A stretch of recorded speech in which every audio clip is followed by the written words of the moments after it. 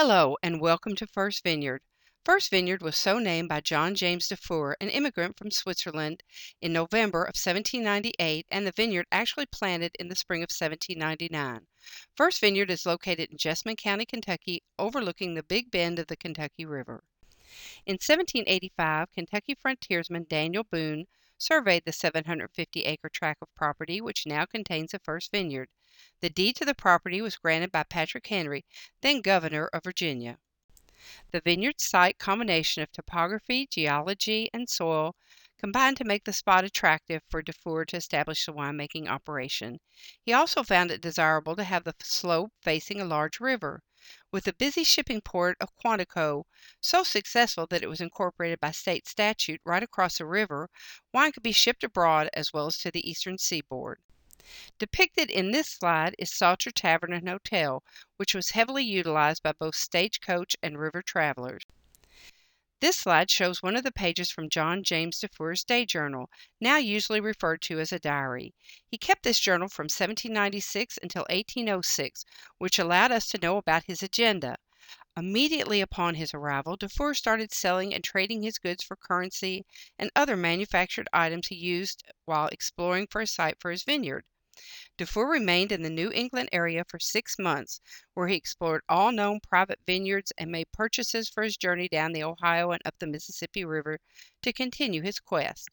After traveling through New England, viewing land along the Ohio and Mississippi River, Dufour concluded there were no vineyards or wineries producing wine commercially for sale to the public.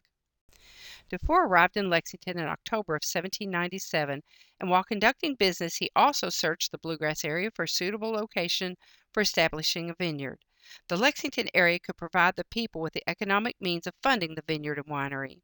In January of 1798, Dufour had a business plan printed in the Kentucky Gazette, the newspaper published in Lexington, Kentucky, soliciting for subscribers to establish a vineyard and wine industry. After 113 subscriptions were sold, the Vineyard Society was formally founded by the state of Kentucky legislature in November of 1799. KVS was the first business incorporated in Kentucky. Interestingly, the contract between Dufour and the Vineyard Society wasn't executed until August of 1800, which was 16 months after the vineyard had been planted.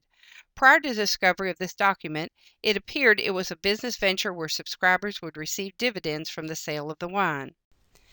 After reading this contract, it is understood that the First Vineyard was to be the nucleus of a wine-producing industry. Each subscriber was entitled to send his male heirs to First Vineyard, where they would be taught all aspects of the vineyard and winemaking trade. Each subscriber was also entitled to 1,000 cuttings from the First Vineyard, so they could plant their own vineyard to produce wine for sale. The history and background of the subscribers of this contract would be worthy of the writing of another book due to their wealth, education, political influence, and military status. Almost all these stockholders had 4 things in common. They were wealthy, influential, educated, and Freemasons. One of the subscribers of the Vineyard Society was Henry Clay, the attorney of the Vineyard Society, as well as being a U.S. Congressman and Secretary of State. James Garrett, who was governor of Kentucky at the time, Congressman John Brown, and Congressman John Edwards, George M. Bibb, who was a U.S. Senator and U.S. Secretary of the Treasury, John Bradford, editor of the Kentucky Gazette, George Nicholas, first Dean of Law at Transylvania University, and Dr. Samuel Brown, the first Dean of Medicine at Transylvania University, were also notable subscribers of the Vineyard Society. This slide shows a copy of the stock certificate used by the Vineyard Society. The stocks were $50 each, with 200 stocks available for subscription. The 99 subscribers received 143 shares in the Kentucky Vineyard Society. If the remainder were ever sold, we could find no record of it. Some of the most important documents of the United States and Kentucky were written by people associated with First Vineyard. President Jefferson, who authored the Declaration of Independence, and President Madison, who authored the Constitution of the United States, both received wine from First Vineyard, and George Nicholas, who authored the Kentucky Constitution, was a subscriber of KVS. In 1802, Dufour and other Swiss associates would manage to secure a much larger tract of land in Indiana, where later all of the Swiss except the Dufours would relocate prior to 1809. To secure this larger tract of property with favorable monetary terms, Dufour promised the U.S. Congress that he would write a book on how to plant a vineyard and make wine. While Dufour had written the book by 1803, it wasn't until 1826 that his promise to Congress was fulfilled with the publishing of the American Vinedresser's Guide. This book stood as the best reference for American grape growing and winemaking for over 50 years. The establishment of the first vineyard hadn't gone unnoticed by France's wine industry, and in 1802 Andrew McCoe's account of the attempt to create a wine industry in the U.S. would have been of great interest to those exporting wine from France. McCoe spent a couple of days at the first vineyard and made a detailed report regarding its location as well as the condition of the vineyard. In March of 1803, the first wine from the 1802 harvest of grapes from First Vineyard was drunk in Postlethwaite's house and tavern. In attendance were the officers and members of the Vineyard Society who drank many toasts. Most of the toasts were to the formation of the wine industry, wishes for prosperity and peace in the infant nation, and the hope that tyranny would lose its grip and freedom of mankind would reign. In 1805, John Francis Dufour departed the first vineyard transporting two 5-gallon oak casks of wine to be delivered to President Thomas Jefferson in Washington, D.C. Dufour had received a letter of introduction from Kentucky Congressman John Brown to be presented to Jefferson on his arrival at the Capitol.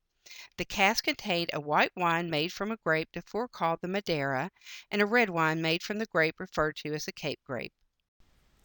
Shortly after Jefferson received the wine from the first vineyard, he wrote a letter of thanks and a brief critique of the wine. He basically said that as green wine could not be assessed without proper aging, he planned to store it and assess it every 6 months up to 2 years. One of the 35 varieties of grapevines planted at First Vineyard was referred to as a Cape grape by Dufour. It was this grape that would allow the United States to start a successful wine industry. Dufour felt the Cape grape was a vinifera brought from the Cape of Good Hope in Africa. However, it was later found to be an accidental hybrid of a vinifera grapevine and the Vitis labrusca, an indigenous American grapevine. William Robert Prince, who attempted to standardize the nomenclature of grapevines having different names but of the same species, wrote a book in 1830. He standardized the name of the Cape grape as the Alexander grape. In correspondence from Thomas Jefferson to John Adlam, Jefferson states that wine made from the Alexander grape is as good as any made from the best vineyards of France. In 1806, Dufour assigned his power of attorney to his brother John Francis while he went to Switzerland to bring the remainder of his family to First Vineyard. His ship was captured by the British and he was incarcerated. After being released by the British, he eventually worked his way home to Switzerland. Due to the War of 1812 and the British blockade of the U.S., he would be unable to return to the United States until 1816.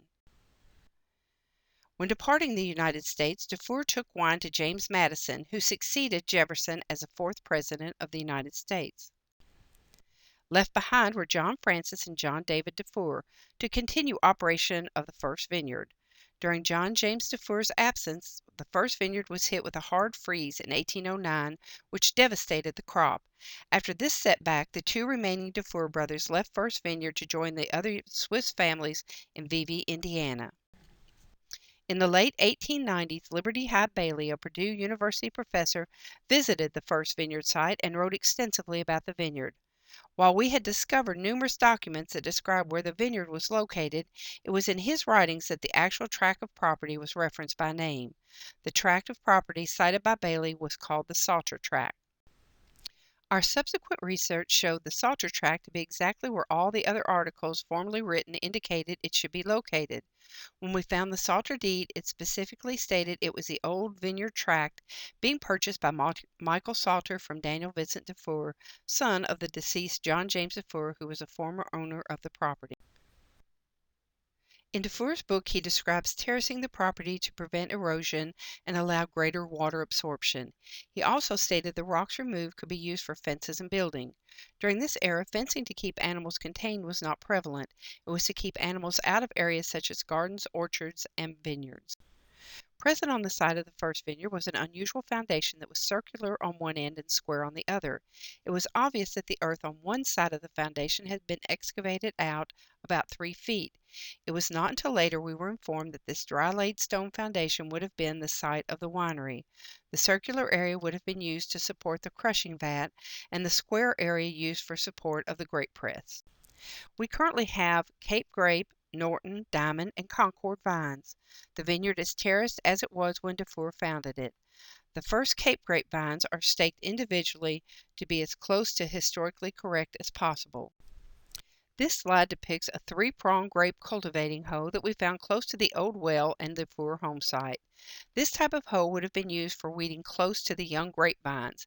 The history of Switzerland County references where Louis Siebenthal, one of the original settlers of First Vineyard and also a blacksmith, forged a multi-pronged cultivating hoe for the Dufour.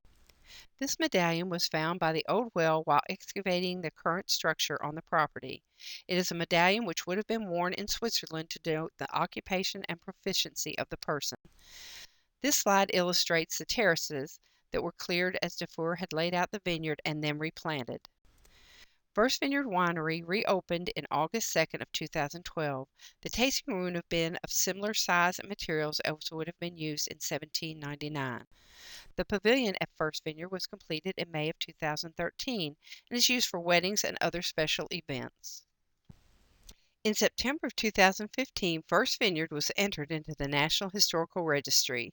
The entire application can be viewed by visiting the National Park Service's website and typing the reference number 15000-656 into the search box, or by visiting the website as depicted in this slide.